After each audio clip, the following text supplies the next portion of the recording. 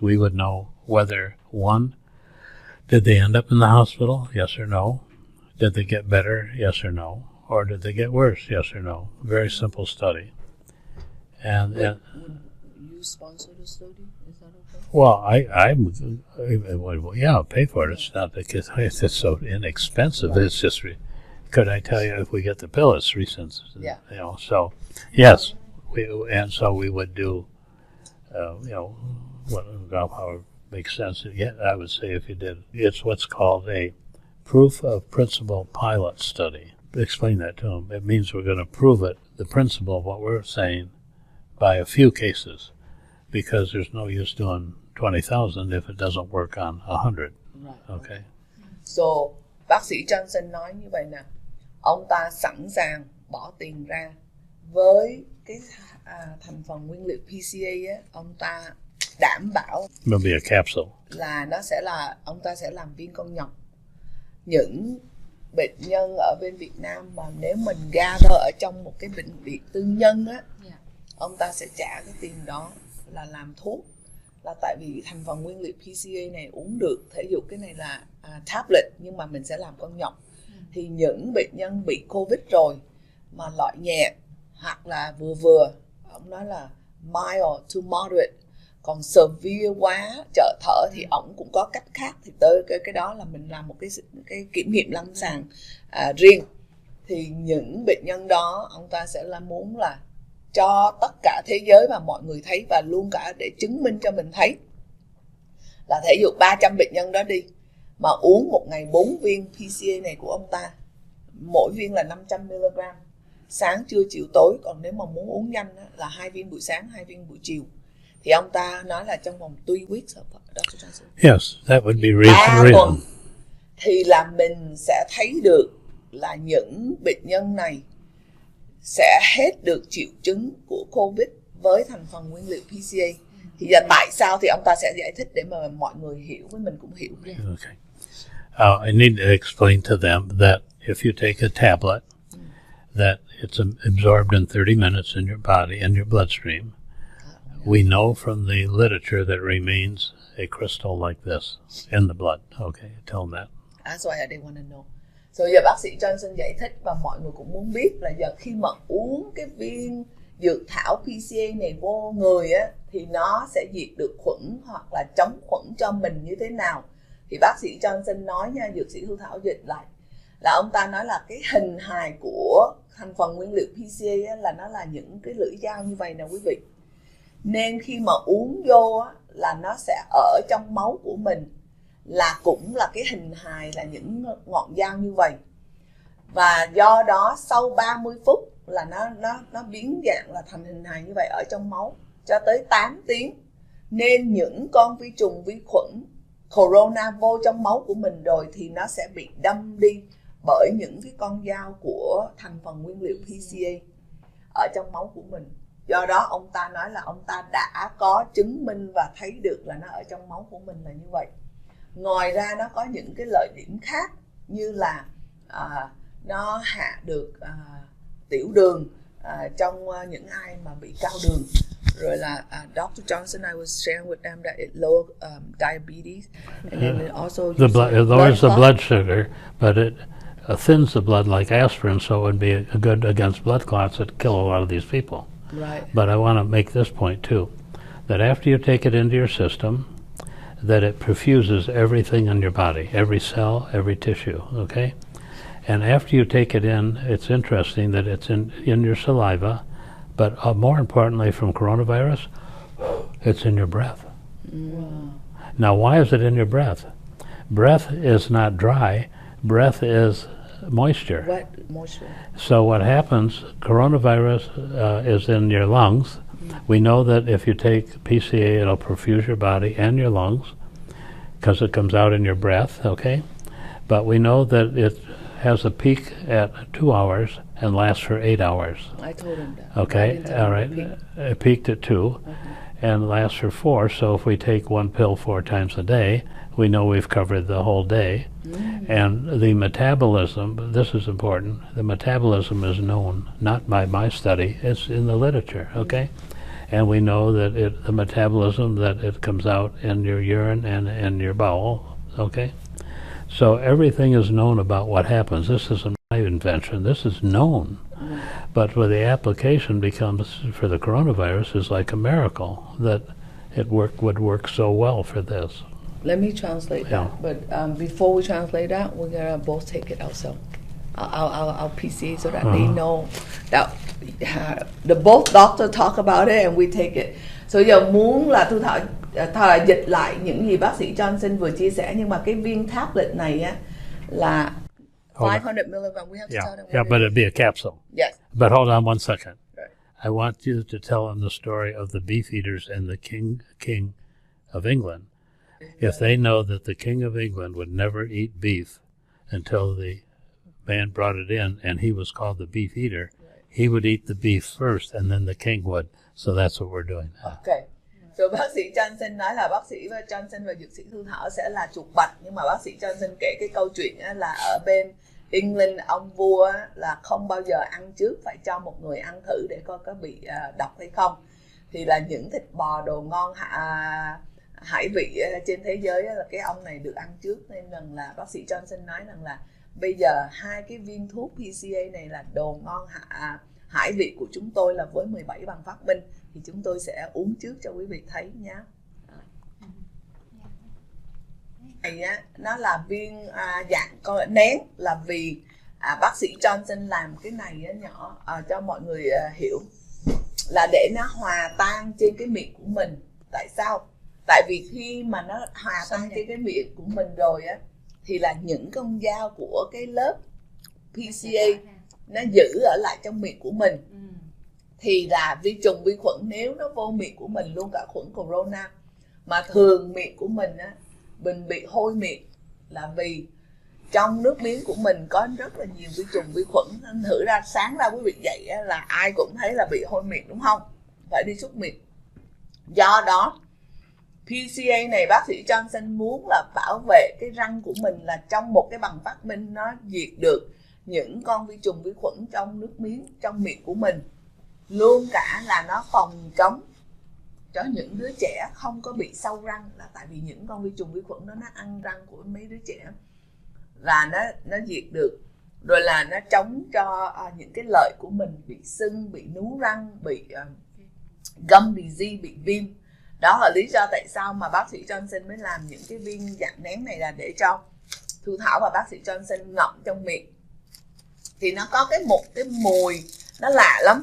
Thôi bây giờ hai đứa phải bỏ vô miệng thử, là tại vì phải ngậm. Ngậm thì nó có một chút xíu.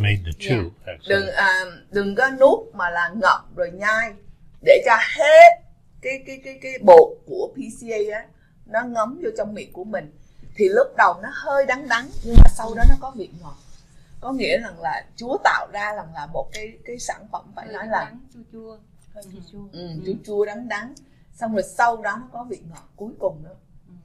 Khi mà nuốt hết cái bột này rồi á, thì nó có. Bác sĩ Johnson nói về PCA khi mà mình uống vô trong người của mình, đối với những ai thì chắc là ngọc trong tim, cùng với lại cái nhóm doanh nhân 20-30, cùng với lại công ty của Dr. James Natural của chúng tôi sẽ ngồi lại và sẽ kiếm một cái phương pháp nào thích hợp nhất, ổn thỏa nhất và tốt nhất để mà giúp mang cái lòng thành của bác sĩ Johnson là muốn chữa 300 bệnh nhân ở một cái nơi, để chứng minh cho mọi người thấy là 300 bệnh nhân đó hết khỏi bệnh COVID, hết những cái triệu chứng COVID với 4 cái viên thuốc PCA 500mg này, là mình phải uống một ngày 4 lần nha quý vị. That has to do with the fact that the FDA has determined that PCA is, you can eat it. They've approved it. They call it generally recognized as safe as a food additive. Yeah. So this isn't just our idea that this is okay. The American Federal Food and Drug Administration says that it's okay to eat. And it's actually in Coca-Cola, Pepsi-Cola, all kinds of foods. So it's not toxic in any way. Yeah. Yeah. Let me translate that. But coat Tại your sao mouth. chúng tôi ai cũng bỏ một viên It'll vô be sweet in a minute, uống, ngậm vô trong miệng vào là vì tin bác sĩ Johnson, tin cái 17 bằng phát minh, rồi tin là thấy bác sĩ Johnson và dược sĩ Thu Thảo đã bỏ vô miệng trước rồi, thành thử có chết thì rằng hai người chúng tôi chết trước, đúng không? Thêm one more nữa. Và đồng thời bác sĩ Johnson nói rằng là trên giấy sách vở của FDA á, nó đã chứng minh là thành phần nguyên liệu PCA này là grass, là một loại dược thảo an toàn mà có thể pha chế vô trong đồ ăn, pha chế vô trong những cái thức ăn của Mỹ với một cái số lượng rất là ít, dưới 0.03%, thì sẽ không bị bác sĩ Johnson sue là lấy cái 17 cái bằng phát minh của ông ta sử dụng. Nên là họ không có được những cái health benefit, là những cái lợi điểm về sức khỏe, về chống khuẩn, về 17 cái bằng phát minh của ông ta.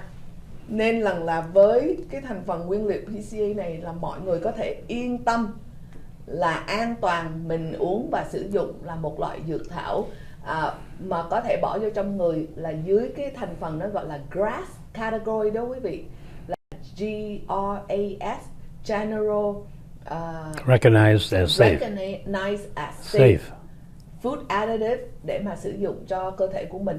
Và đồng thời bác sĩ Johnson cũng nói rằng là cái metabolite của cái thành phần nguyên liệu PCA này á, nó sẽ thải ra đường, nước tiểu của mình, thận và gan của mình tự nhiên, không có hại thận, không có hại gan, là mình đi tiểu là nó ra.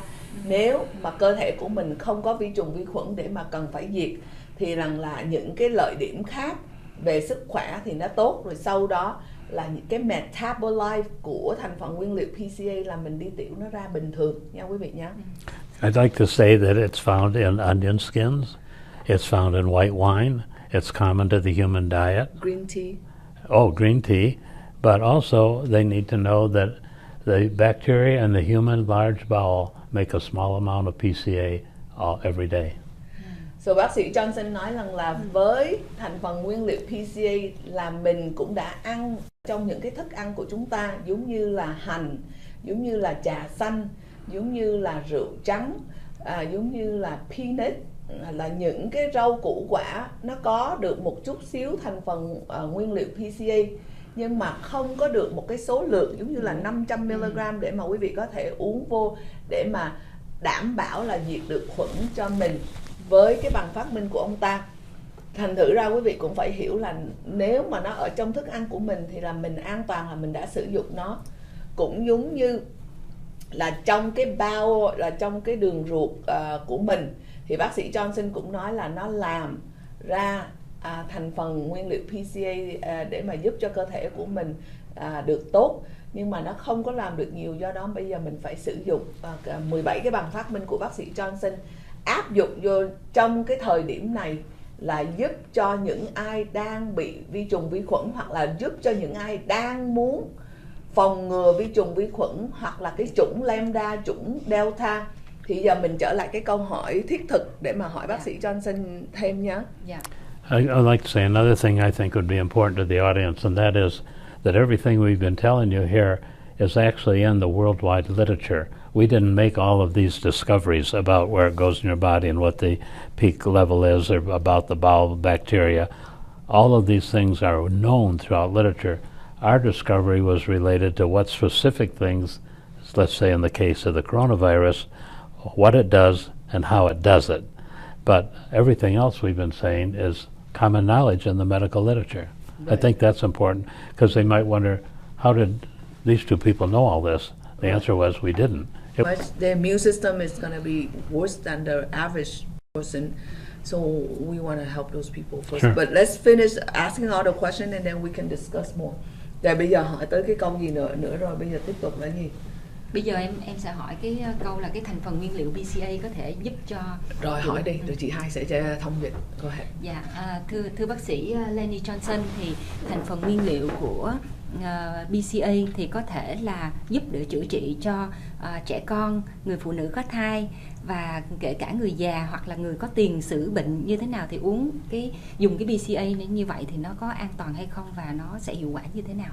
So Dr. Johnson, Lindy is asking that with PCA, if kids can take the supplement, if pregnant women can take the PCA as a supplement, or elderly with high blood pressure, cholesterol, and diabetes, can they still take PCA to help them prevent or treatment?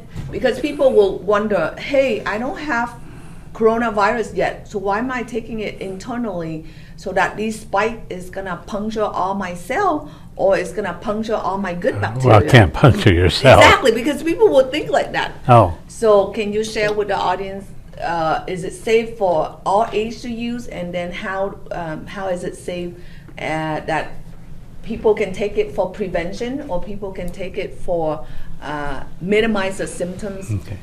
Well, we don't have any clinical evidence that it could be taken prophylactically, and we don't have any clinical evidence yet that it could be taken therapeutically, but we're working on that. What we have is we have a very strong basic science evidence from different laboratories, independent contract labs, that show that this logically would work. That's stage 1. Now we're trying to go to the stage 2. But if you wanted to take PCA, there's no downside to it. I can keep going, but it might be too much for you to change it. Okay. Thu Thảo thông dịch cho bác sĩ Johnson, là bác sĩ Johnson nói rằng là với những khoa học và kiểm nghiệm lâm sàng đã có sẵn về thành phần nguyên liệu PCA, chứ không hẳn chỉ có trên cái 17 bằng phát minh thôi, là nó cũng đã chứng minh được là an toàn cho mình sử dụng vô trong cơ thể của mình để mà uống phòng ngừa. Và bác sĩ Johnson cũng nói một điều mà Thu Thảo rất là quý. Ông ta là một người bác sĩ y khoa, không bao giờ nói xạo, là ông ta nói rằng là trên sự thật là không có những cái kiểm nghiệm lâm sàng trên con người, nhưng mà trong phòng lab thì đã có kiểm nghiệm lâm sàng rất là nhiều, là đã chứng minh là uống an toàn và có thể diệt được khuẩn corona trong vòng ngay lập tức và cho tới 24 tiếng trong máu huyết của mình. Thì bây giờ ông ta nói là ông ta đang làm cái study ở bên Ấn Độ, và bây giờ ông ta cũng sẽ bỏ ra một số tiền để giúp và làm một cái study cho người Việt Nam của mình ở nước Việt Nam đang bị bùng đại dịch. Thì đó là cái đảm bảo của bác sĩ Johnson là như vậy, là an toàn cho tất cả mọi người sử dụng, già trẻ lớn bé. Và đồng thời thì ông ta sẽ hy vọng là với cái kiểm nghiệm lâm sàng thiết thực, ông ta bỏ một số tiền làm sản phẩm, những cái viên con nhộng 500mg của thành phần nguyên liệu PCA, và đưa tới cho những ai đang cần, là đang bị đại dịch mà bây giờ ở bệnh viện bên Việt Nam là không có chữa cho họ nữa, rồi chê họ. Thì bây giờ trước cũng chết, sau cũng chết, thì tại sao mình không thử uống thành phần nguyên liệu PCA để là những con dao nó đâm vi trùng, vi khuẩn, và nhất là khuẩn coronavirus chủng mạnh hơn là Delta, Lambda, đúng không quý vị? Yeah. I want to answer the question about pregnant women. We don't have any information about that. I wouldn't at this time advise that a pregnant woman take it, not because I don't think it'd be safe, it's just because I don't have the data to be able to tell you that. So bác sĩ Johnson nói là để an toàn thì bác sĩ chưa có cái data, những cái dữ liệu là an toàn cho người phụ nữ có thai sử dụng thành phần nguyên liệu PCA. Nhưng mà ông ta nói rằng là ông ta nghĩ là an toàn, nhưng mà ông ta muốn không có bị cái gì, nên ông ta mới nói rằng là khuyên là chưa có để cho người phụ nữ mang thai sử dụng thành phần nguyên liệu PCA để mà phòng ngừa hoặc là chữa trị trên khuẩn coronavirus nha quý vị.